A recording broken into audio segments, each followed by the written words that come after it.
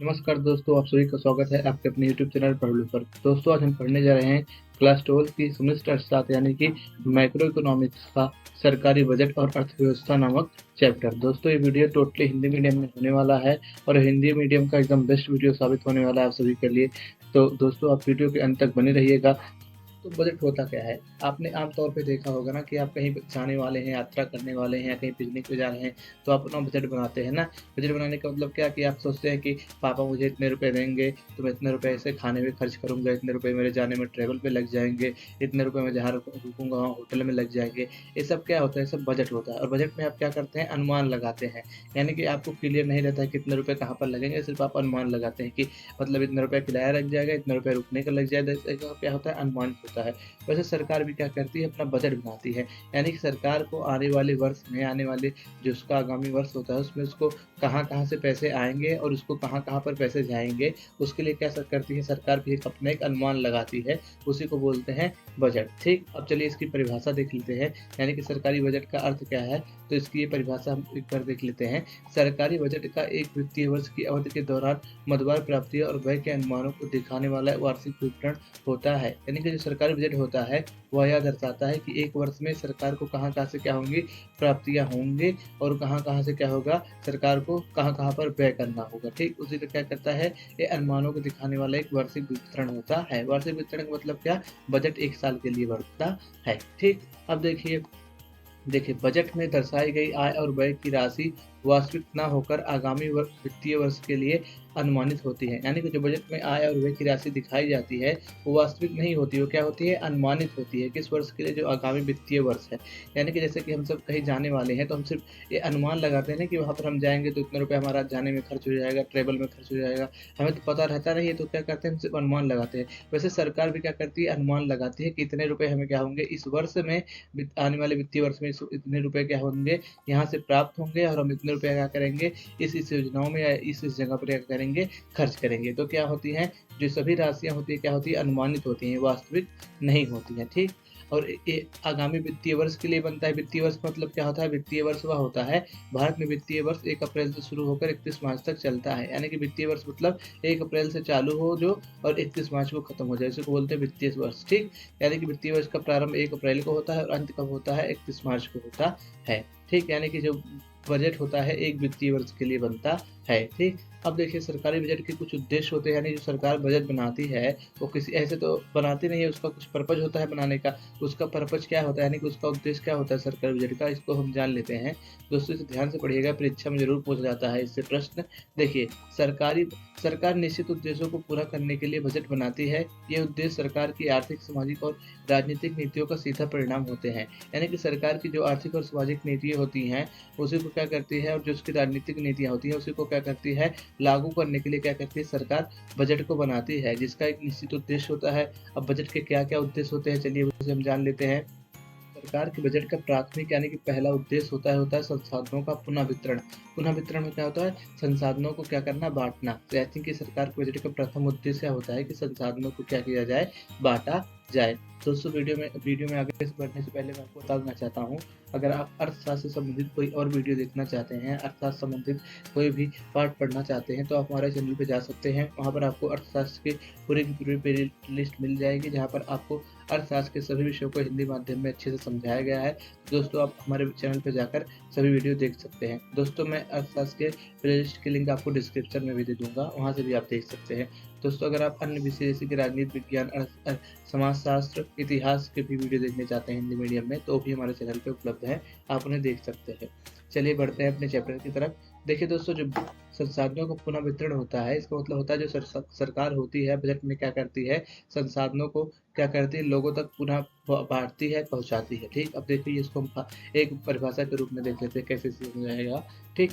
Budget नीति के द्वारा सरकार देश के आर्थिक और सामाजिक प्राथमिकताओं के अनुसार संसाधनों का पुनः वितरण करती है। यानी कि देश की जैसी आर्थिक और सामाजिक प्राथमिकताएँ होती हैं, उसके अनुसार क्या करती है, जो सरकार होती है संसाधनों का क्या करती है, पुनः वितरण करती है। पुनः वितरण करने का मतलब क्या है, संसाधनों को बाँटती है लोगों को। ठीक?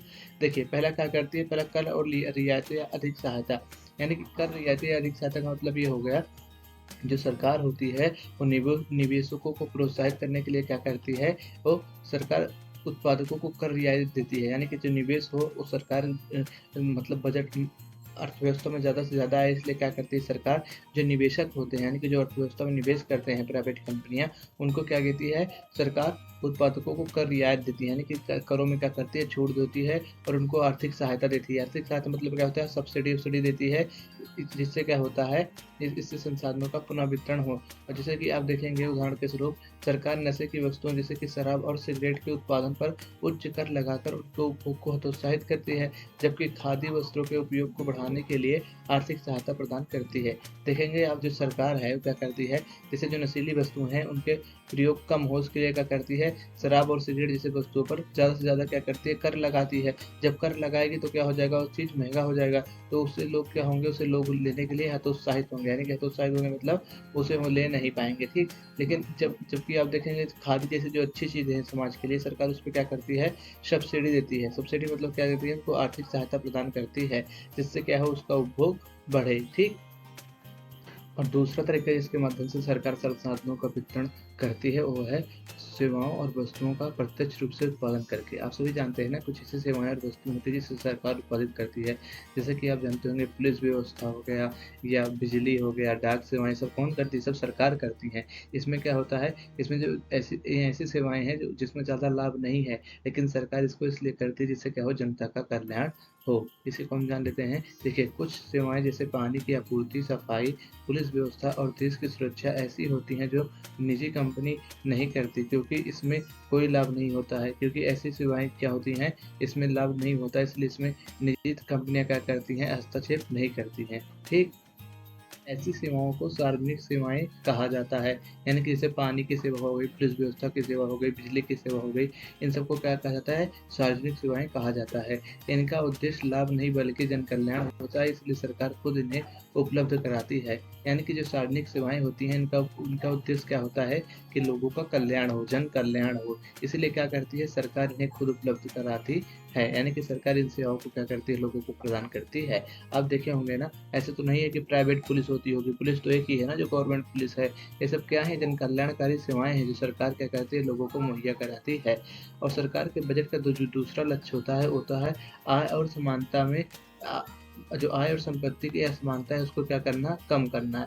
यानी कि जो लोगों को समाज के बीच में असमानताएं मौजूद हैं वो क्या हो, कम हो। आप देखे होंगे समाज में कोई ऐसा व्यक्ति है जिसके पास बहुत ढेर सारा पैसा है, लेकिन कोई ऐसा व्यक्ति जिसके पास पैसा ही नहीं, बहुत कम पैसा है, तो क्या सरकार क्या करती है, जो अमीर व्यक्ति है यानी कि जो ये है, इस पर क्या करेगी सरकार, इस पर ज़्यादा से ज़्यादा कर लगाएगी, यानी कि इस पर कर बढ़ाएगी, और इस पर कर लगाकर क्या करेगी सरकार, इस वाले व्यक्ति पर क्या करेगी, खर्च करेगी। तो उससे क्या होगा, इन दोनों का स्तर थोड़ा सा, ये जो छोटे वाला है इसका क्या होगा, थोड़ा सा स्तर ऊपर हो जाएगा। इससे क्या होगा, जो समाज में असमानताएं हैं वो क्या हो जाएंगी, कम हो जाएंगी।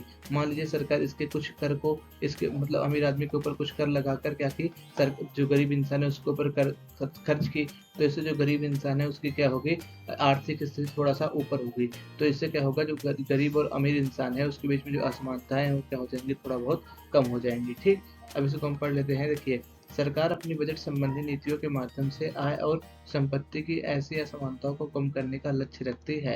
यानी कि आय और क्या करती है, जो आय और संपत्ति की असमानताएं होती है उसे सरकार क्या करती है, कम करने का बजट के माध्यम से अपना लक्ष्य रखती है। ठीक, देखा, सरकार अमीरों पर अधिक कर लगाकर और गरीबों के जन कल्याण पर अधिक खर्च कर आय के वितरण को प्रभावित करने का लक्ष्य रखती है। यानी कि सरकार जो है वो अमीरों को क्या करती है, ज्यादा से ज्यादा कर लगाती है। कर मतलब क्या, टैक्स, टैक्स लगाती है, और गरीबों को क्या करती है, वही टैक्स को ले जाकर खर्च करती है। इससे क्या होता है, आय का जो वितरण है वो प्रभावित होता है। प्रभावित होने का मतलब क्या है, जो असमानताएं मौजूदा समाज में क्या होती हैं, खत्म होती हैं। ठीक, देखिए इससे संपन्न वर्ग की आय में कटौती और गरीब वर्ग की स्थिति में सुधार होगा, जिससे आर्थिक असमानताएं घटेंगी। इससे क्या होगा, जो अमीर इंसान है उसकी आय में थोड़ा कटौती होगी, और जो गरीब इंसान है उसकी क्या होगी, उसकी स्थिति में थोड़ा सा क्या होगा, सुधार होगा, जिससे आर्थिक असमानताएं क्या होंगी, घटेंगी। ठीक, प्रधानमंत्री आवास योजना के अंतर्गत सरकार गरीबों को कम कीमत पर पक्के घर उपलब्ध कराकर उन्हें सम्मानजनक जीवन जीने का अवसर दे रही है। आप देखे होंगे ना, ऐसी बहुत सी योजनाएं हैं, जैसे प्रधानमंत्री आवास योजना, या आपने देखा होगा राशन की योजना है, जिसमें क्या है, जो बीपीएल कार्ड धारक है, यानी कि जो बिलो पॉवर्टी लाइन के नीचे हैं, उन सबको सरकार क्या करती है, राशन मुहैया कराती है कम रेट पर। ठीक, ऐसे ही क्या है, प्रधानमंत्री आवास योजना है जिसमें क्या करती है सरकार, वही व्यक्ति जो घर बना लाने के लायक स्थिति में नहीं है, क्या करते हैं सरकार उनको आर्थिक सहायता मुहैया कराती है, पैसा देती है कि आप अपना क्या कराइए, एक अच्छा सा घर बनाइए। तो आप ऐसे 1-2 एग्जाम्पल लिख देंगे तो इससे आपका नंबर क्या हो जाएगा, बढ़ जाएगा। ठीक, ये सब ऐसे योजनाएं हैं जिससे क्या होता है, आय और संपत्ति की असमानताएं कम होती हैं। ठीक, अब देखिए जो सरकार का तीसरा लक्ष्य होता है वो होता है आर्थिक स्थिरता, यानी कि जिसको हम इंग्लिश में क्या बोलते हैं, इकोनॉमिक स्टेबिलिटी। ठीक, आर्थिक स्थिरता का मतलब क्या होता है, देखिए देखिए ज़्यादा देखिए आर्थिक स्थिरता का अर्थ है कीमतों का स्तर स्थिर रहना, यानी कि जो कीमतें हैं वो क्या हो, ना तो ज़्यादा हो ना तो कम हो, इसे क्या बोलते हैं आर्थिक स्थिरता। यानी जब जब कीमत क्या होती हैं, स्थिर रहती है। स्थिर मतलब क्या होता है इंग्लिश में, स्टेबल। यानी जब कीमत स्थिर रहेगी उसी को बोलते हैं आर्थिक स्थिरता। यानी ना ज़्यादा महंगाई हो और ना ही ज़्यादा मंदी, यानी कि अर्थव्यवस्था में ना ज़्यादा तो महंगाई हो ना ज़्यादा मंदी हो। कीमतों में ऐसे उतार चढ़ाव से अर्थव्यवस्था में अनिश्चितता आती है। सरकार कर और व्यय के जरिए इन पर नियंत्रण रखती है। यानी कि कीमतों में अगर ऐसा उतार चढ़ाव होता रहेगा बार बार ऐसे जिग-जैग सा, तो क्या होगा, इससे समाज में अर्थव्यवस्था में क्या होगी, अनिश्चितता आएगी। अनिश्चितता मतलब क्या होगा, इसमें कभी समाज में मंदी आ जाएगी, कभी समाज में क्या हो जाएगी, महंगाई आ जाएगी। तो इसे कंट्रोल करने के लिए सरकार क्या करती है, कर और व्यय के माध्यम से इसको क्या करती है, नियंत्रित करती है। ठीक, देखिए जब कुल मांग कुल आपूर्ति से ज़्यादा हो जाती है तो महंगाई बढ़ती है। यानी कि जब क्या होगा, जब मांग ज़्यादा होगा और क्या होगा, सप्लाई कम होगी, यानी कि जब लोग मांग ज़्यादा करेंगे और किसी चीज़ की आपूर्ति कम है तो उसका तब क्या होगा, महंगाई हो जाएगा। क्योंकि एक सामान को लेने वाले ज़्यादा लोग हैं लेकिन उस सामान की उपलब्धता कम है तो उसका क्या होगा, दाम अचानक बढ़ जाएगा। जैसे मान लीजिए आप सेब की दुकान पे गए तो उस सेब वाले के पास क्या है, 1 ही किलो सेब है और लेने वाले 10 लोग हैं, तो क्या करेगा, जो सेब का दाम पहले ₹50 किलो था, अब उसको क्या करेगा, ₹100 किलो में बेचेगा। तो इससे क्या देखेंगे आप, महँगाई बढ़ गई, यानी कि सेब का दाम बढ़ गया, इसे बोलते हैं महँगाई बढ़ गई। क्यों महँगाई बढ़ गई? क्योंकि माँग ज़्यादा है। क्योंकि ज़्यादा है क्योंकि लोगों के पास क्या है, माँग की आवश्यकता ज़्यादा है और आपूर्ति कम है, यानी कि जब माँग ज़्यादा होगी और आपूर्ति कम होगी तो इससे क्या होगी, महँगाई बढ़ जाएगी। तो इस स्थिति में क्या करती है, सरकार खर्च कम करके माँग को घटा सकती है। यानी कि सरकार क्या करेगी, अपने बजट में कम खर्चा करेगी, जिससे क्या होगा, जो माँग होगी वो क्या हो जाएगी, कम हो जाएगी। ठीक, अब देखिए जब महँगाई बहुत कम हो, यानी कि जिसको हम अर्थशास्त्र की भाषा में अस्फीति बोलते हैं, तो सरकार खर्च बढ़ाती है और टैक्स में राहत देकर उत्पादन को प्रोत्साहित करती है। यानी कि मान लीजिए जब महँगाई बहुत कम हो, यानी कि जिसको हम एक रूप से हिंदी में बोल देते हैं मंदी, जब अर्थव्यवस्था में मंदी होती है तो सरकार क्या करती है, तो सरकार खर्च बढ़ाती है। यानी कि क्या करती है सरकार, लोगों को लोगों के उत्पादन को प्रोत्साहित करती है और सरकार लोगों से क्या करती है, टैक्स टैक्स राहत देती है। टैक्स राहत मतलब क्या होता है, टैक्सों को क्या कर देती है सरकार, कम कर देती है, जिससे क्या होता है, उत्पादन बढ़ता है और फिर क्या होती है, अर्थव्यवस्था स्थिर हो जाती है। यानी कि इन्हीं महँगाई और मंदी की स्थिति को कंट्रोल करने के लिए भी क्या करती है, सरकार बजट बनाती है। देखिए मुद्रास्फीति में सरकार अतिरिक्त बजट और मंदी के में घाटे के बजट की नीति अपनाकर कीमतों को स्थिर बनाए रखने में मदद करती है। यानी कि जब मुद्रास्फीति होती है, यानी कि जब अर्थव्यवस्था में महँगाई होती है तो सरकार क्या करती है, अतिरिक्त बजट की नीति अपनाती है। ठीक, अतिरिक्त बजट मतलब सरप्लस बजट। बजट 3 प्रकार के होते हैं, आप इसे नोट कर लीजिएगा। पहला तो संतुलित बजट, दूसरा अतिरिक्त बजट जिसे इंग्लिश में सरप्लस बजट बोलते हैं और तीसरा घाटे का बजट। ठीक, घाटे का बजट इसे हम आगे आपको समझा देंगे, लेकिन अभी सिर्फ इतना ही जानिए कि बजट 3 प्रकार के होते हैं और जब मुद्रास्फीति होती है तो सरकार अतिरिक्त बजट बनाती है और जब मंदी होती है तो क्या करती है सरकार, घाटे के बजट की नीति अपनाकर कीमतों को स्थिर बनाए रखने में मदद करती है। ठीक, देखिए जो सरकारी बजट का जो चौथा उद्देश्य होता है वो सार्वजनिक उद्यमों का प्रबंधन, यानी कि सार्वजनिक उद्यमों का जो प्रबंधन सरकार करती है बजट का चौथा उद्देश्य होता है। अब सार्वजनिक उद्यम क्या होते हैं, देखिए सार्वजनिक उद्यम मतलब वो होता है, वही सेवाएं जो क्या करती है, सरकार प्रदान करती है। आपने देखा होगा ना, आपने कहीं कहीं पर आप देखा होगा एनटीपीसी लिखा होगा या भारत पेट्रोलियम आपने देखा होगा, ये सब क्या है, या बीएसएनएल आपने नाम सुना होगा जो सिम एक कंपनी है। ठीक, ये सब क्या है, ये सब ऐसी कंपनियां हैं जो क्या करती है, सरकार चलाती है। इसी को हम क्या बोलते हैं, सार्वजनिक उद्यम बोलते हैं, जिसको अंग्रेजी में शॉर्ट फॉर्म में पीएसयू बोल देते हैं, पब्लिक सेक्टर यूनिट। ठीक, तो ये जो कंपनियां सरकार चलाती हैं तो इसमें भी लोग काम करते होंगे और इस कंपनियों को भी कुछ ना कुछ सामानों की ज़रूरत होती होगी, तो इन सब के लिए भी क्या होता है, बजट ज़रूरी होता है। यानी कि इन कंपनियों को चलाने के लिए भी क्या करती है सरकार, बजट बनाती है। देखिए बहुत से सार्वजनिक क्षेत्र के उद्यम हैं, विशेष रूप से प्राकृतिक एकाधिकारी जो जनता के सामाजिक कल्याण के लिए स्थापित और प्रबंधित किए जाते हैं, जैसे रेलवे, डाकघर, बिजली इत्यादि। जैसे हमने आपको बताया ना, ऐसे बहुत सारे सार्वजनिक क्षेत्र के उद्यम हैं, यानी कि ऐसे बहुत सारी सेवाएं सरकार देती है जो क्या होते हैं, प्राकृतिक रूप से एकाधिकारी हैं। एकाधिकारी का मतलब ये होता है जिसे सिर्फ एक ही व्यक्ति चलाए, यानी कि जैसे इसे सिर्फ सरकार ही चलाती हो। जैसे कि आप रेलवे, आपने कभी सुना है कोई प्राइवेट रेलवे चल रही है, या आपने कभी सुना है कोई प्राइवेट बिजली दे रहा है, डाकघर, आपने कभी सुना है कि कहीं पर प्राइवेट डाकघर खुला है? ये सब क्या है? ये सब सरकारी सेवाएं हैं, यानी कि ये क्या है, प्राकृतिक एकाधिकार वाली सेवाएं हैं, जिसपे क्या है, सिर्फ सरकार का अधिकार है। तो इन सबको चलाने के लिए क्या करती है सरकार? बजट बनाती है। ऐसे उद्यमों के प्रबंधन के लिए विभिन्न प्रावधान बनाने और उन्हें वित्तीय सहायता प्रदान करने के उद्देश्य को ध्यान में रखकर बजट तैयार किया जाता है। यानी कि ऐसे उद्यमों का क्या हो, प्रबंधन बना रहे अच्छे से, और इनको क्या हो, वित्तीय सहायता समय समय पर मिलती रहे, इस उद्देश्य से भी क्या करती है सरकार? बजट बनाती है। और जो सरकार का बजट बनाने का पांचवा लक्ष्य होता है, उद्देश्य होता है, उसे हम बोलते हैं आर्थिक विकास, यानी कि इकोनॉमिक ग्रोथ। इकोनॉमिक ग्रोथ का मतलब क्या होता है? जब सरकार के वास्तविक जीडीपी में वृद्धि होती है तो उसको बोलते हैं इकोनॉमिक ग्रोथ। यानी कि जब आपने सुना होगा ना, सरकार की जीडीपी बढ़ रही है तो लोग बोलते हैं हमारी अर्थव्यवस्था विकास कर रही है, हमारी अर्थव्यवस्था क्या हो रही है, विकसित हो रही है। तो उसे को बोलते हैं इकोनॉमिक ग्रोथ। इकोनॉमिक ग्रोथ मतलब क्या होता है, हम इसे आसान शब्दों में समझ लेते हैं। देखिए, आर्थिक विकास से अभिप्राय एक अर्थव्यवस्था की वास्तविक जीडीपी में धारणीय वृद्धि से होता है, अर्थात अर्थव्यवस्था में उत्पादित वस्तुओं और सेवाओं के आकार में वृद्धि। यानी कि जब अर्थव्यवस्था में जब वस्तुएं और सेवाओं के उत्पादन में बढ़ोतरी होती है तो उसे हम क्या बोलते हैं, आर्थिक विकास के रूप में बोलते हैं। यानी कि जब अर्थव्यवस्था में व्यवस्था वस्तुएं और सेवाएं ज़्यादा मात्रा में उत्पादित होती हैं तो उससे हम क्या अर्थ से निकालते हैं कि हमारा आर्थिक विकास हो रहा है। ठीक, और इसे हम क्या बोलते हैं, वास्तविक जीडीपी में वृद्धि भी बोलते हैं। ठीक, देखिए, बजट में एक देश में आर्थिक विकास को सुनिश्चित करने का एक महत्वपूर्ण उपकरण हो सकता है। यानी कि बजट क्या होता है, एक देश में आर्थिक विकास को सुनिश्चित करने का एक महत्वपूर्ण उपकरण होता है। यानी कि बजट के माध्यम से क्या किया जाता है, किसी देश पे आर्थिक विकास को क्या होता है, प्रभावित किया जाता है। ठीक, देखिए, यदि सरकार उत्पादक जोखिम और प्रोजेक्ट के लिए कर रियायतें और अन्य प्रोत्साहन देती है तो यह अर्थव्यवस्था में बचतों और निवेश को बढ़ावा दे सकता है।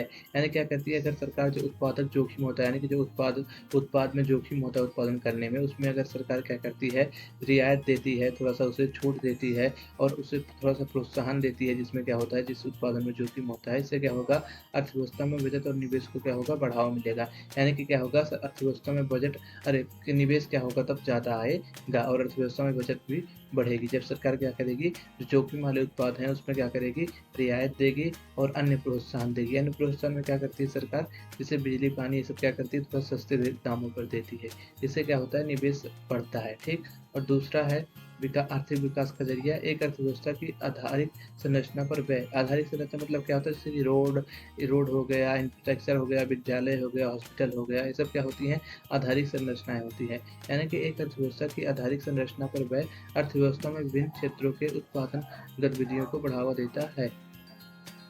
यानी कि जब अर्थव्यवस्था के एक क्षेत्र में क्या होता है, व्यय होता है। व्यय मतलब क्या होता है, जब अर्थव्यवस्था में किसी एक क्षेत्र में खर्चा किया जाता है तो उससे क्या होता है, विभिन्न क्षेत्रों में उत्पादन होता है। यानी कि जब किसी एक चीज़ को हम बनाएंगे, यानी कि मान लीजिए आप घर बना रहे हैं, तो घर बना रहे हैं तो आप क्या होगा, मजदूर वाले को पैसा मिलेगा, जो सीमेंट डाला है उसको पैसा जाएगा, जो जहाँ से गिट्टी आएगी वहाँ पर पैसा जाएगा, जहाँ से सरिया आएगी वहाँ पर पैसा जाएगा, या जहाँ से प्लास्टर आप करवाएंगे, जहाँ से पेंटर मंगवाएंगे उसको पैसा जाएगा। तो यानी कि जब हम एक चीज़ में व्यय करते हैं तो क्या होता है, विभिन्न क्षेत्रों में क्या होता है, उत्पादन गतिविधियाँ बढ़ती हैं। तो ऐसे जब सरकार व्यय करती है किसी एक चीज़ में तो इससे क्या होता है, विभिन्न क्षेत्रों में उत्पादन गतिविधियाँ क्या होती हैं, बढ़ जाती हैं। सरकारी व्यय अर्थव्यवस्था में विभिन्न किस्म की वस्तुओं और सेवाओं की मांग को उत्पन्न करने वाला एक प्रमुख कारक है, जो कि निजी क्षेत्र में भी विकास को बढ़ावा देता है। यानी कि जो अगर हम सरकारी व्यय करते हैं तो उससे क्या होता है, न सिर्फ सरकारी व्यय की वजह से लोगों को लाभ मिलता है, बल्कि जो इसकी वजह से क्या होता है, जो निजी क्षेत्र है उसमें क्या होता है, विकास को बढ़ावा मिलता है। यानी कि जो इसको प्राइवेट सेक्टर होता है वो भी क्या होता है, डेवलप होता है। किसके माध्यम से, गवर्नमेंट एक्सपेंडिचर के माध्यम से, जिसको हम हिंदी में सरकारी व्यय बोलते हैं। ठीक, अब देखिए, सरकार के बजट का छठवां लक्ष्य होता है क्षेत्रीय असमानताओं को कम करना। क्षेत्रीय असमानताओं को कम करने का मतलब ये है, आपने देखा होगा ना, कई ऐसे क्षेत्र हैं जो अविकसित हैं, जैसे कि बिहार। तो सरकार क्या करती है, इन सब क्षेत्रों को, जैसे बिहार हो गया, झारखंड, इन सब क्षेत्रों में अगर कोई व्यक्ति फैक्ट्री या कोई अन्य चीज़ लगाना चाहता है तो उस पे क्या करती है सरकार, उनको कुछ आर्थिक सुविधाएँ मुहैया कराती है, उन्हें क्या करती है टैक्स में छूट देती है। जैसे सरकार क्या है कि अगर मान लीजिए आप बिहार जैसे क्षेत्रों में बिहार के किसी पिछड़े ज़िले में आप फैक्ट्री लगा रहे हैं तो क्या करेंगे हम आपको सड़क अरे आप आपके लिए आने-जाने के लिए वहाँ तक सड़क बना देंगे, या आपको बिजली सस्ते में दे देंगे, या आपको आइए आप हम वहाँ पर क्या करेंगे ज़मीन सस्ते में देंगे। इससे क्या होगा, जब पिछड़े क्षेत्रों में कम दाम पे चीज़ें दी जाएँगी तो क्या होगा, जो निवेशक हैं पिछड़े क्षेत्रों में क्या करेंगे, निवेश करेंगे और पिछड़े क्षेत्रों का भी क्या होगा, विकास होगा। इससे जो क्षेत्रीय असमानताएँ हैं, यानी कि जो एक क्षेत्र ज़्यादा डेवलप कर गया है और एक क्षेत्र कम डेवलप किया है, उसके बीच की जो असमानता है वो क्या होगी, कम होगी। तो इस सरकार के बजट का छठवां लक्ष्य होता है कि सरकार क्षेत्रीय असमानताओं को बजट के माध्यम से क्या करे, कम करे। अब देखिए सरकार इसे कैसे करती है। सरकारी बजट आर्थिक दृष्टिकोण से पिछड़े क्षेत्रों में उत्पादन इकाइयों को स्थापित करने में प्रोत्साहन के लिए अपनी कर और व्यय नीति को कम करने का लक्ष्य रखता है। यानी कि सरकारी में क्या करता है, जो पिछड़े क्षेत्र होते हैं, अगर वहाँ पर क्या किया जाएगा, उत्पादन इकाई यानी कि कोई भी ऐसी प्रोडक्शन यूनिट लगाई जाएगी तो क्या करेगी सरकार, वहाँ पर उन्हें प्रोत्साहित करने के लिए कर और व्यय की नीति को कम करती है। यानी कि अगर आप क्या करेंगे, पिछड़े क्षेत्रों में कोई भी कंपनी लगाएँगे, कोई भी फैक्ट्री लगाएँगे या कोई भी प्रोडक्शन यानी कि उत्पादन इकाई को स्थापित करेंगी तो सरकार क्या करेगी, आपसे कम क्या करेगी, कर लेगी और आपसे कम क्या करेगी, मतलब कर-वर किसी भी प्रकार के कम वसूलेगी, ठीक। जैसे कि अगर कोई उद्योगपति बिहार के किसी पिछड़े ज़िले में फैक्ट्री लगाना चाहता है तो सरकार उसे टैक्स में छूट देती है और ज़रूरी सुविधाएँ जैसे सड़क, बिजली भी मुहैया कराती है। मान लीजिए कि अगर कोई ऐसा उद्योगपति या बिज़नेसमैन है, वो बिहार के किसी पिछड़े ज़िले में क्या करेगा, फैक्ट्री लगाना चाहेगा, तो सरकार क्या करेगी, उसे क्या करेगी, टैक्स में छूट देगी और ज़रूरी सुविधाएँ जैसे कि मैंने आपको बताया ना, सड़क, बिजली, ये सब क्या करेगी, उसे मुहैया करवाएगी। इससे वह क्षेत्र विकसित होता है और लोगों को रोज़गार भी मिलता है। यानी कि उससे क्या होगा, जो पिछड़ा हुआ क्षेत्र है वो क्या भी होगा, वो भी विकसित होगा और जो वहाँ के लोग हैं उन्हें क्या होगा, रोज़गार भी मिलेगा, ठीक। अब देखिए इसी के साथ आपके बजट का उद्देश्य खत्म होता है। अब हम बढ़ते हैं बजट प्राप्तियों की तरफ, ठीक। यानी कि बजट रिसिप्ट जिसको इंग्लिश में बोलते हैं और हिंदी में बोलते हैं बजट प्राप्तियाँ। ये बजट प्राप्तियाँ क्या होती है, अपने हम जान लेते हैं। देखिए, बजट प्राप्तियों से अभिप्राय एक वित्तीय वर्ष के दौरान सभी स्रोतों से सरकार की अनुमानित मौद्रिक प्राप्ति से है। यानी कि जो सरकार प्राप्त करती है सभी स्रोतों से पैसे, उसे को बोलते हैं बजट प्राप्तियाँ, ठीक। रिसिप्ट इसको इंग्लिश में बोलते हैं। प्राप्ति मतलब क्या होती है, किसी चीज़ को प्राप्त करना, इसी को बोलते हैं प्राप्ति। तो जब सरकार पैसा प्राप्त करती है कहीं से भी तो उसे भी बोलते हैं, क्या बोलते हैं, उसे ही बोलते हैं बजट प्राप्ति। अब देखिए बजट प्राप्तियाँ आगे निम्न निम्न में वर्गीकृत की जा सकती हैं। यानी कि बजट प्राप्तियों को हम 2 भागों में बाँट सकते हैं। पहले को हम क्या बोल सकते हैं, राजस्व प्राप्तियाँ, और दूसरे को बोलते हैं पूंजीगत प्राप्तियाँ। अभी राजस्व और पूंजीगत प्राप्तियाँ क्या है, इसे चलिए समझ लेते हैं। देखिए, राजस्व प्राप्ति पहले हम समझते हैं राजस्व प्राप्ति क्या होती है। देखिए, राजस्व प्राप्ति वह प्राप्ति होती है जो ना ही देनदारी उत्पन्न करती है और ना ही किसी परिसंपत्ति को कम करती है, ठीक। अभी देनदारी उत्पन्न करने का मतलब क्या है, देखिए मान लीजिए मैंने आपसे लोन लिया है 10 रुपए का या 100 रुपए का, तो क्या बनती है, मेरी देनदारी बनती है। देनदारी मतलब क्या बनती है, मेरा एक फर्ज बनता है कि आपके 10 रुपए को क्या मैं करूँ, अदा करूँ, ठीक। क्योंकि मैंने आपसे क्या किया, उधार लिया है। तो ऐसे अगर कोई ऐसी प्राप्ति है जिससे क्या होती है, सरकार की देनदारी नहीं बढ़ती है और क्या होता है, ना ही सरकार की किसी संपत्ति क्या होती है, कम होती है। यानी कि ऐसी प्राप्तियाँ जिससे न सरकार की देनदारी उत्पन्न होती है और न सरकार की ना ही सरकार की संपत्ति कम होती है, तो उसे क्या करते हैं, राजस्व प्राप्तियाँ कहते हैं। यानी कि ऐसी प्राप्ति जिसमें सरकार की कोई संपत्ति भी ना कम हो और सरकार को कुछ मतलब देना भी ना पड़े किसी को, उसे क्या बोलते हैं हम, राजस्व प्राप्तियाँ बोलते हैं। राजस्व प्राप्ति मतलब समझ गए ना, ना देनदारी उत्पन्न हो, ना ही सरकार की संपत्ति कम हो। संपत्ति कम होने का मतलब क्या है, जैसे सरकार का कोई भी एसेट है वो क्या हो, उससे कम ना हो। एसेट के रूप में जैसे आप ज़मीन को ले सकते हैं, कोई कंपनी को ले सकते हैं, उसकी संपत्ति के रूप में गिना जाएगा, ठीक। यानी कि राजस्व प्राप्तियों में 2 चीज़ें पूरी होना ज़रूरी हैं। पहला क्या, ना तो देनदारी उत्पन्न करे वो और ना ही क्या करे, किसी संपत्ति को कम करे। अगर ऐसा कर रही है तो क्या होगा, वो राजस्व प्राप्ति कहलाएगी। दूसरी होती है पूंजीगत प्राप्ति। अब पूंजीगत प्राप्ति क्या होती है, देखिए, या देनदारी उत्पन्न करती है या संपत्ति में कमी ला करती है। यानी पूंजीगत संपत्ति वही होती है जो या तो क्या करे, देनदारी उत्पन्न करे या क्या करे, संपत्ति में कमी करे। यानी कि अगर आपको किसी को कोई ऐसी प्राप्ति है, उसे देखना है कि पूंजीगत प्राप्ति है या नहीं है, तो आप ये देखेंगे है कि वो कोई देनदारी उत्पन्न कर रही है या नहीं उत्पन्न कर रही है। यानी कि अगर आप मान लीजिए सरकार ने किसी से लोन लिया किसी विदेशी सरकार से, तो आप देखिए क्या सरकार की देनदारी इसमें बनती है? तो आप हाँ, इसमें आप पाएँगे कि हाँ, सरकार की देनदारी बनती है। यानी कि अगर सरकार ने किसी अन्य देश से लोन लिया है तो क्या करेगी सरकार? उसे भविष्य में चल के उस पैसे का भुगतान करेगी। इसी को बोलते हैं देनदारी। तो इससे क्या होती है? सरकार की देनदारी बनती है। तो इससे हम क्या कर सकते हैं, या जो प्राप्ति है, यानी कि जो ये सरकार ने ऋण लिया है क्या है? या एक क्या है? पूंजीगत प्राप्ति है। ठीक? और इससे और एक दूसरा तरीका होता है, तो कोई प्राप्ति पूंजीगत प्राप्ति है या नहीं इसे जानने का, यह देखिए कि वह सरकार की संपत्ति में कमी करती है या नहीं। मान लीजिए सरकार ने क्या किया, 5,000 रुपए प्राप्त किए। अब वो 5,000 करोड़ रुपए प्राप्त किए हैं। तो 5,000 करोड़ रुपए सरकार ने कैसे प्राप्त किए हैं? अगर आप इसका पता लगाते हैं और उसमें कोई संपत्ति कम नहीं होती है, तो उसे क्या बोलते हैं कि राजस्व प्राप्ति बोलेंगे। लेकिन मान लीजिए अगर सरकार ने 5,000 करोड़ रुपए प्राप्त किए हैं और उसमें सरकार की कोई संपत्ति कम हुई, मान लीजिए सरकार ने क्या किया, सरकार ने रेलवे को बेच दिया और उससे 5,000 करोड़ रुपए प्राप्त किए। तो ये कैसी प्राप्ति हुई? ये पूंजीगत प्राप्ति हुई। क्यों पूंजीगत प्राप्ति हुई? क्योंकि इसमें सरकार की संपत्ति, यानी कि जो सरकार की संपत्ति रेलवे थी, वो क्या हो गई? कम हो गई। तो ये कैसी प्राप्ति होगी? पूंजीगत प्राप्ति होगी। यानी कि वो प्राप्तियां जिसमें क्या हो, देनदारी उत्पन्न हो और किसी संपत्ति की कमी हो, उसे क्या बोलते हैं हम? पूंजीगत प्राप्तियां। ठीक? अगर इसमें से कोई एक भी काम नहीं होगा तो क्या होगा? मतलब अगर इसमें से कोई ऐसी प्राप्ति है जो एक भी काम पूरा करती है तो देनदारी उत्पन्न करती है, तो संपत्ति में कमी करती है, तो उसे हम बोलेंगे पूंजीगत प्राप्ति।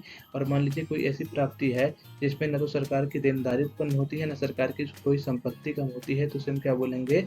राजस्व प्राप्ति। राजस्व प्राप्ति के रूप में आप देख सकते हैं कर को ले सकते हैं, टैक्स। सरकार हमारे ऊपर टैक्स लगाती है ना, तो इसमें तो हम सरकार के ऊपर कोई देनदारी आती नहीं है और न सरकार की किसी संपत्ति में कमी होती है। तो इसको हम एक रूप से टैक्स को क्या कर सकते हैं? राजस्व प्राप्ति के अंदर रख सकते हैं। और पूंजीगत प्राप्ति के अंदर क्या रख सकते हैं? किसी मतलब जैसे रेलवे हो गया या बाहरी क्षेत्रों से क्या लेना? उधार लेना। यानी कि उधार और विनिवेश क्या हो गया? पूंजीगत प्राप्ति हो गया। और टैक्स क्या हो गया? ये राजस्व प्राप्ति हो गया। ठीक? अभी इसे हम आगे और अच्छे से समझेंगे। हमने सिर्फ आपको इसे मतलब आम रूप से समझाने के लिए बताया है। चलिए देखते हैं राजस्व प्राप्तियां क्या होती है। पहले हम देखिए, राजस्व प्राप्तियों से अभिप्राय उन प्राप्तियों से है जो न तो कोई देनदारी उत्पन्न करती हैं और न ही सरकार की परिसंपत्तियों में कोई कमी लाती हैं। बताया ना, जैसे कि जो वह प्राप्तियां जिसमें न तो सरकार की क्या हो? देनदारी उत्पन्न हो और न ही सरकार की कोई संपत्ति कम हो, उसे क्या बोलेंगे? राजस्व प्राप्ति बोलेंगे। यह नियमित और आवर्ती प्रकृति की होती हैं। नियमित और आवर्ती प्रकृति का मतलब यह है कि यह क्या होती हैं? बार-बार होती हैं। ऐसी प्राप्तियाँ क्या होती है? सरकार के पास बार-बार आती रहती हैं, नियमित रूप से आती रहती हैं। और सरकार इन्हीं गतिविधि के समान रूप में प्राप्त करता है। और सरकार क्या करता है? इन्हें गतिविधियों के समान रूप में प्राप्त करता है। यानी कि सरकार इन्हें क्या करता है? अक्सर प्राप्त करता रहता है। जैसे टैक्स है ना, टैक्स क्या होता है? सरकार के पास बार-बार आता रहता है। ठीक? इसीलिए इसे क्या बोलते हैं? ये जो इनकी जो प्रकृति होती है कैसी होती है? नियमित और आवर्ती प्रकृति होती है।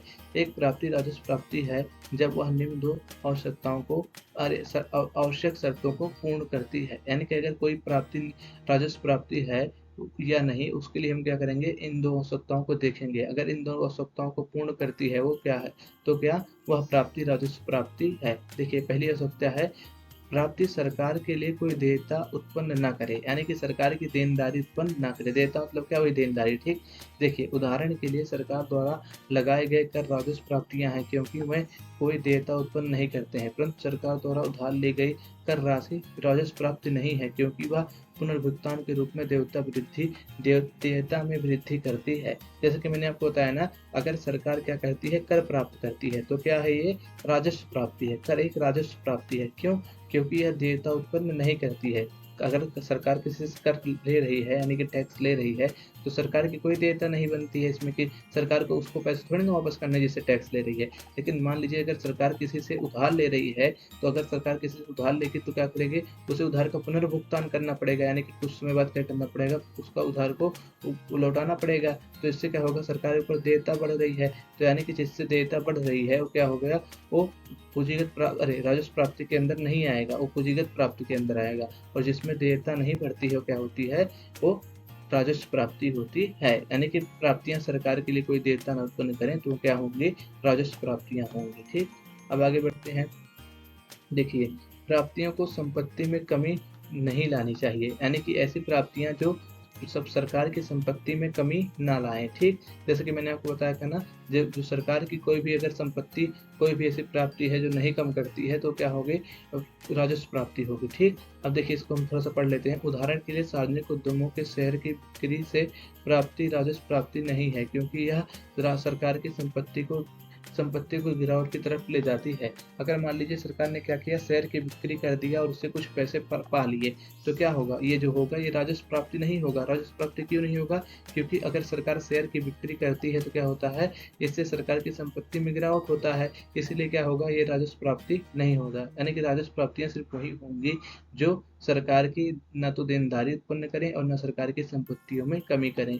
उदाहरण के लिए जैसे कि टैक्स हो गया, या क्या हो गया, जैसे कि हम कई सारे सरकार को फीस देते हैं ना, जैसे कि जुर्माना हो गया, उसके बाद आप देखेंगे सरकार हमारी कोई चीज़ को जब्त कर लेती है। ये सब क्या है, ये सब राजस्व प्राप्तियां हैं, क्योंकि इसमें ना तो सरकार की देनदारी उत्पन्न हो रही है, न तो सरकार की परिसंपत्ति कम हो रही है। ठीक, अब राजस्व प्राप्तियों के दो स्रोत होते हैं, यानी कि राजस्व प्राप्ति के जो दो स्रोत हैं उसको हम जान लेते हैं। पहला है कर राजस्व और दूसरा है गैर कर राजस्व। कर राजस्व मतलब क्या होता है, जो सरकार हमारे ऊपर कर लगाकर प्राप्तियां प्राप्त करती है उसे हम क्या बोलते हैं, कर राजस्व। आपने देखा होगा ना, सरकार बहुत सारे टैक्स लगाती है, इनकम टैक्स हो गया, ये सब क्या है, सब कर राजस्व है। और गैर कर राजस्व वो होते हैं, जैसे कि हम सब देखते हैं ना, हम सब सरकार को बहुत सारे फीस पेमेंट करते हैं। जैसे आपको मान लीजिए आपको अभी अपना आधार कार्ड बनवाना है तो उसके लिए आप क्या करेंगे, सरकार को फीस देंगे, या आपको अपने ड्राइविंग लाइसेंस बनवाना है तो उसके लिए आप सरकार को फीस देंगे, या आप सरकार की किसी सेवाओं का उपयोग कर रहे हैं तो उसके लिए आप क्या करेंगे, सरकार को थोड़ा सा फीस देंगे। तो ये सब क्या होते हैं, गैर कर राजस्व होते हैं। ठीक,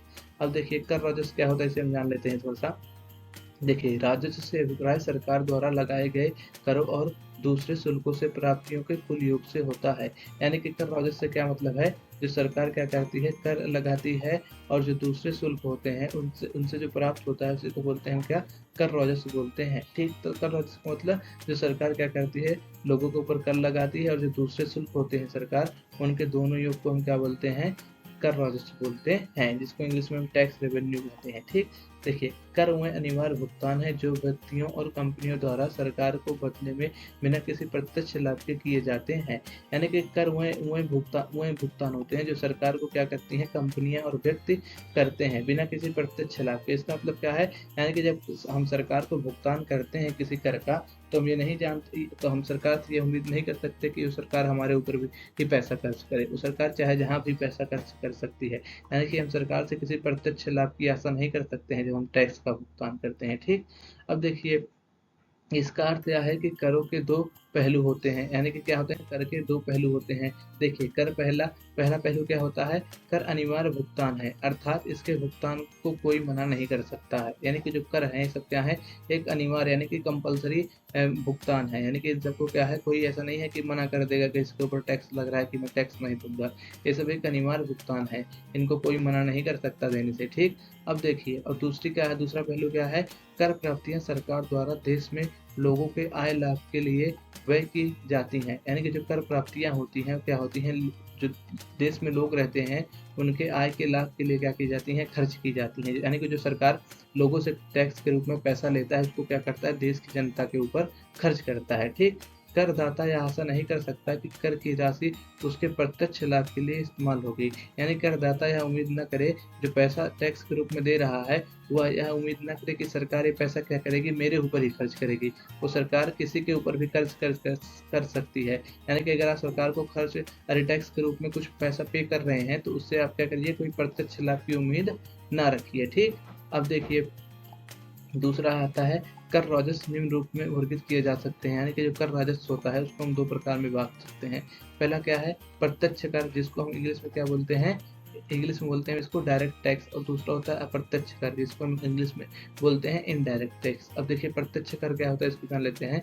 प्रत्यक्ष कर से अभिप्राय उन करों से है जो व्यक्तियों और कंपनियों की संपत्ति और आय पर लगाए जाते हैं और उनके द्वारा सरकार को सीधे भुगतान किए जाते हैं। यानी कि प्रत्यक्ष कर वो कर हैं जो क्या होता है, व्यक्ति और कंपनी पर क्या किए जाएंगे, लगाए जाएंगे और उनके द्वारा सीधे भुगतान किए जाएंगे। यानी कि सरकार व्यक्ति और कंपनियों से सीधे वसूलती है। यानी कि जो जिसके ऊपर भी कर लगाया जाता है वो क्या करता है, सरकार को जब सीधे भुगतान करता है तो उस कर को क्या बोलते हैं, डायरेक्ट टैक्स बोलते हैं। डायरेक्ट मतलब प्रत्यक्ष कर बोलते हैं। हैं। ठीक, देखिए अब इनके फीचर क्या है, प्रत्यक्ष कर के यानी कि विशेषताएं, लक्षण क्या है। ये व्यक्तियों और कंपनियों पर लगाए जाते हैं, यानी कि व्यक्ति और कंपनी पे क्या करते हैं, ऐसे कर लगाए जाते हैं। कैसे? प्रत्यक्ष कर, कर भुगतान की देयता अर्थात प्रभाव और कर का वास्तविक भार अर्थात बोझ समान व्यक्ति पर पड़ता है, अर्थात उसका भार दूसरों पर डाला नहीं जा सकता है। यानी देखिए, अब इसको समझने के लिए आपको एक बात समझनी पड़ेगी। देखिए, अगर किसी के ऊपर सरकार कर लगाती है तो उसका क्या होता है, उसका जो प्रभाव यानी कि भुगतान की जो देयता होती है, यानी कि जो देनदारी होती है, और जो उसका बोझ यानी कि जो वास्तविक भार यानी कि जो पैसा वास्तव में देगा, वो क्या होता है, समान व्यक्ति पे पड़ता है। यानी कि इसका मतलब ये हुआ, अगर जिसके ऊपर कर लगाया गया है वही क्या करेगा, उसका भुगतान करेगा। वह किसी दूसरे ऊपर उसको दूसरे को उस कर को क्या हस्तांतरित नहीं कर सकता है।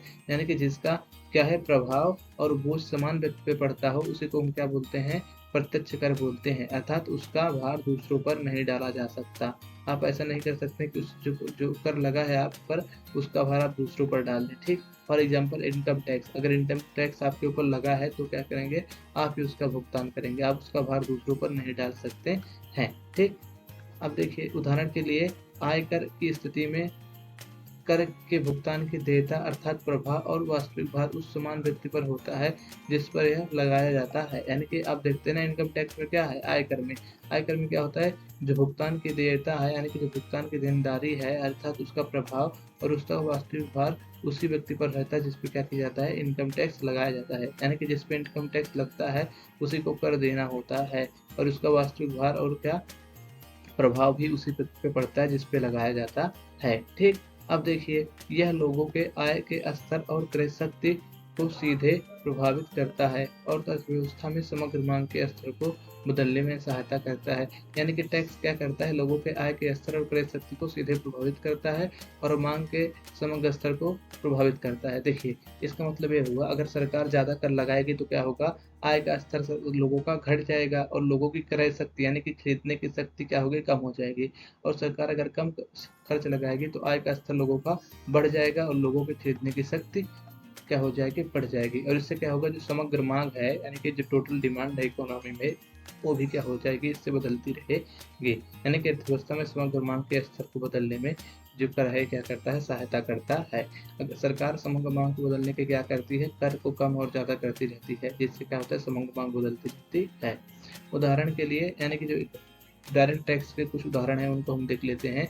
आयकर, निगम कर, ब्याज कर, संपत्ति कर, मृत्यु शुल्क, पूंजीगत लाभ, ये सब क्या है, ये सब सारे के सारे डायरेक्ट टैक्स हैं। यानी कि इनका भार उसी पे पड़ता है और प्रभाव भी और बोझ भी उसी पे पड़ता है जिसके ऊपर ये सब क्या होते हैं, लगाए जाते हैं। ठीक, अब दूसरा जो होता है वो होता है अप्रत्यक्ष कर, जिसको इंग्लिश में इनडायरेक्ट टैक्स बोलते हैं। अब इसके बारे में थोड़ा सा जान लेते हैं। देखिए, अप्रत्यक्ष कर से अभिप्राय उन करों से है जो व्यक्तियों और कंपनियों की आय और संपत्ति को उनके उपभोग व्यय के माध्यम से प्रभावित करते हैं। यानी कि आय कर ऐसे होते हैं जो क्या होते हैं, व्यक्तियों और कंपनियों की आय और संपत्ति को उनके उपभोग व्यय के माध्यम से क्या करते हैं, प्रभावित करते हैं। यह वस्तुओं और सेवाओं पर लगाए जाते हैं। ठीक, ये जो कर होते हैं, आय जो अप्रत्यक्ष कर होते हैं, वस्तुओं और सेवाओं पर लगाए जाते हैं। और पिछले वाले किस पे लगाए जाते थे, लोगों की आय पर लगाए जाते थे। ठीक, और किसको लगाए जाते थे, उसको आप कमेंट करके बताइए। ठीक, और ये जो है किस पे लगाए जाते हैं, इनडायरेक्ट टैक्स वस्तुओं और सेवाओं पर लगाए जाते हैं, व्यक्ति की आय पर नहीं लगाए जाते हैं। ठीक, कर भुगतान की देयता अर्थात प्रभाव और कर का वास्तविक भार अर्थात बोझ विभिन्न व्यक्तियों पर पड़ता है, अर्थात इसका भार दूसरों पर टाला जा सकता है। यानी कि जो कर के भुगतान की देयता होती है, यानी कि जो कर भुगतान की देयता होती है और जो कर का वास्तविक भार होता है वो विभिन्न व्यक्तियों पर पड़ता है। यानी कि जिस पे कर लगाया जाता है वह उस कर को नहीं देता है, वो क्या करता है, उस कर को दूसरे व्यक्ति के ऊपर डाल देता है।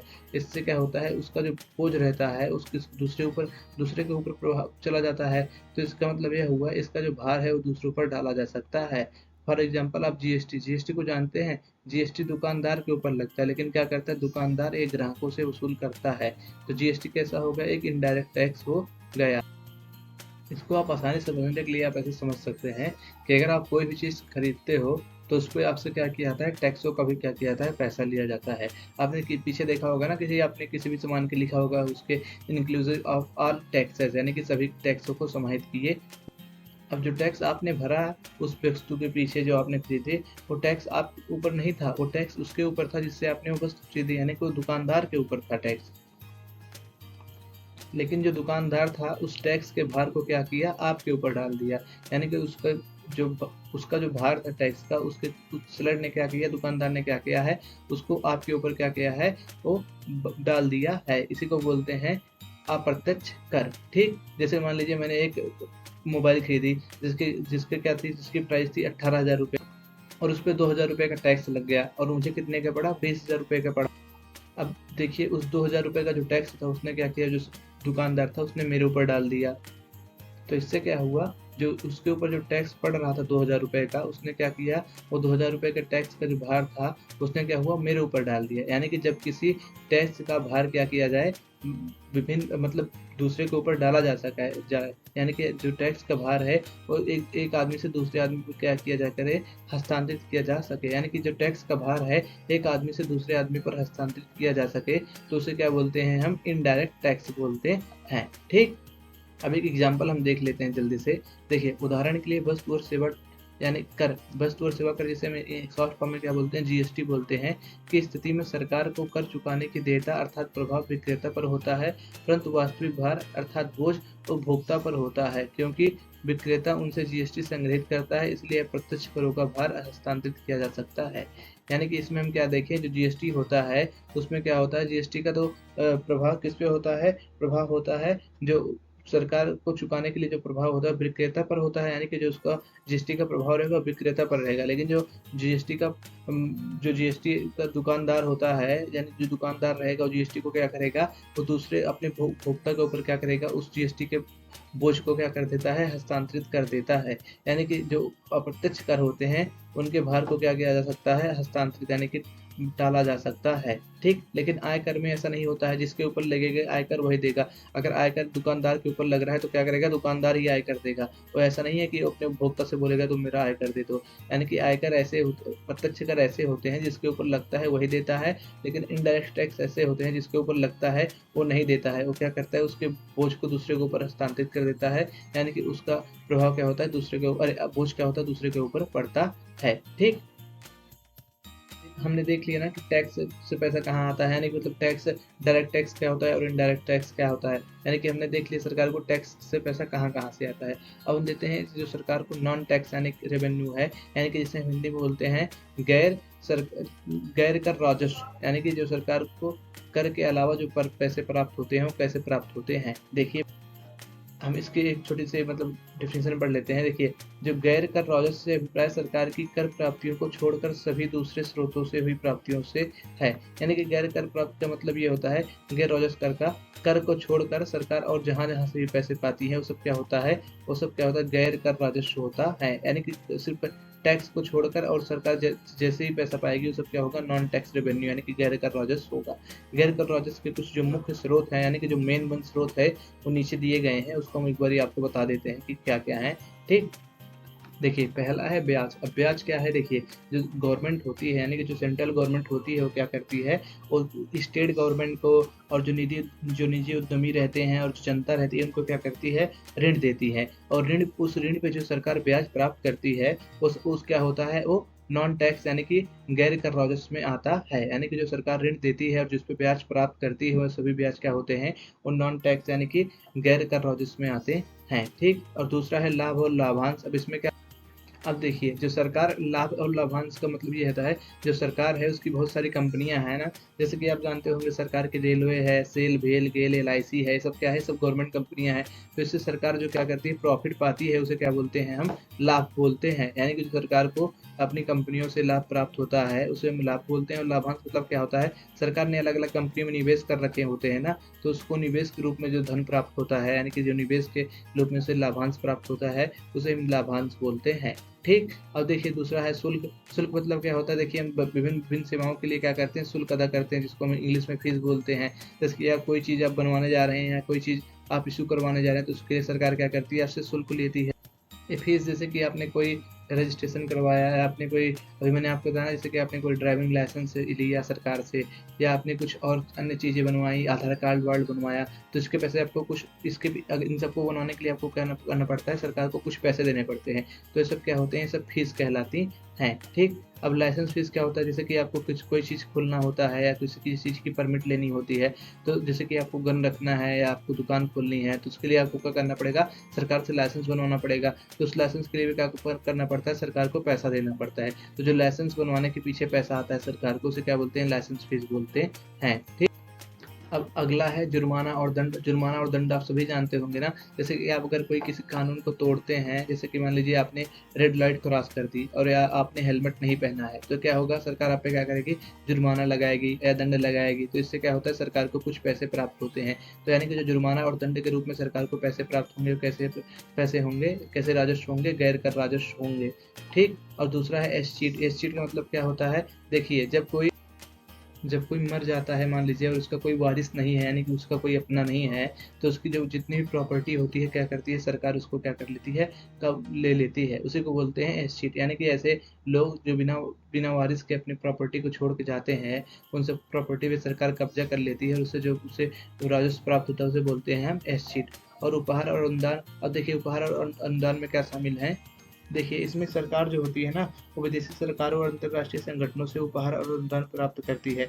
आपने देखा होगा कभी-कभी व्यक्ति और कंपनियां भी सरकार को स्वैच्छिक रूप से मुद्रा उपहार में देते हैं। और जैसे कि आपने कभी-कभी देखा होगा ना कि जब हमारे यहाँ ये कोई आपदा आ जाती है, जैसे कि युद्ध हो जाता है या कोई हमारे यहाँ भुखमरी आ जाएगी या कहीं पर ज़्यादा बाढ़ आ जाएगा, तो क्या होगा, हमारे यहाँ बहुत सारे बाहरी, मतलब ऐसे बहुत सारे लोग होते हैं, जैसे कि बहुत बहुत अच्छे-अच्छे जो एक्टर होते हैं, जैसे सोनू सूद ऊद हो गए, ये सब क्या करते हैं, सरकार को कुछ पैसे डोनेट डोनेट करते हैं। तो ये सब क्या होता है, ये सब उपहार और अनुदान के अंदर आते हैं। अनुदान में क्या होता है, जैसे अनुदान में जैसे आप देखे होंगे, जो विदेशी अंतर्राष्ट्रीय संगठन होते हैं या विदेशी सरकार होती हैं, जो उनसे पैसे प्राप्त होते हैं, हम उसे क्या बोलते हैं, अनुदान के रूप में गिनते हैं। इसे एड्स भी बोलते हैं इंग्लिश में, ठीक। अब देखिए जब्ती क्या होती है, जब्ती में ये होता है, जब मान लीजिए आपकी किसी दंड के रूप में, आप मान लीजिए आपके ऊपर कोई दंड लगा है, आप उसका पालन नहीं करते हैं, तो क्या होती है, जब्ती हो जाती है। यानी कि आपको कोर्ट ने ऑर्डर दिया है, आपने उसका फॉलो नहीं किया, तो क्या करेगी सरकार, जब्ती करेगी। और जब्ती से जो धन प्राप्त होगा उसे क्या बोलते हैं हम, जब्ती से जो सरकार को राजस्व प्राप्त होगा उसे ही हम क्या बोलते हैं, जब्ती बोलते हैं। अब देखिए विशेष आकलन। विशेष आकलन का मतलब यह है कि मान लीजिए आपका घर है और उसके बगल में कोई एयरपोर्ट बन गया या कोई मेट्रो स्टेशन बन गया, या सरकार ने ऐसी कोई और विकास की गतिविधि कर दी, जिससे क्या हो गया, आपके जो घर की जमीन है उसका क्या हो गया, कीमत बढ़ गया। यानी कि जब सरकार की गतिविधियों से क्या होता है, किसी जमीन या किसी जगह की वैल्यू या कीमत बढ़ जाती है, तो सरकार क्या करती है, उन व्यक्तियों से जो वहाँ पर रहते हैं उनसे क्या करती है, टैक्स लेगी। सरकार बोलेगी भाई देखो मैंने यहाँ पर ये चीज़ बनवा दिया ना, तो इससे क्या हुआ, आपकी जो ज़मीन की लागत है वो बढ़ गई है, आपके जो ये संपत्ति है उसका क्या हुआ, जो बाजार मूल्य है वो बढ़ गया। तो इसके लिए क्या करिए, आप कुछ हमें पैसे दीजिए, तो कुछ पैसे दीजिए नॉन टैक्स के रूप में। तो जो पैसे उसके बदले लिए जाते हैं उसे वो बोलते हैं विशेष आकलन, ठीक। दोस्तों ये वीडियो यहीं तक रखते हैं, नहीं तो ये वीडियो बहुत लंबा हो जाएगा। तो आपको हम मिलते हैं अपने अगले वीडियो में इस चैप्टर के पार्ट सेकंड के साथ, जिसमें हम आपको बताएंगे कि आगे, मतलब सारे बजट के बारे में बताएंगे कि प्राइमरी बजट क्या होता है, बजट डिफिसिट क्या होता है, इन सब चीज़ों के बारे में चर्चा करेंगे। तो हम आपको मिलते हैं अगली वीडियो में। दोस्तों अगर आप हमारे चैनल पे अर्थशास्त्र से संबंधित और वीडियो देखना चाहते हैं तो आप हमारे चैनल पे जा सकते हैं, वहाँ पर प्लेलिस्ट बनी हुई है, वहाँ पर आप जाकर सारे वीडियो को अच्छे से देख सकते हैं, सब हिंदी मीडियम में है। तो दोस्तों इसी के साथ मिलते हैं आपको पार्ट सेकंड में, तब तक के लिए पढ़ लो।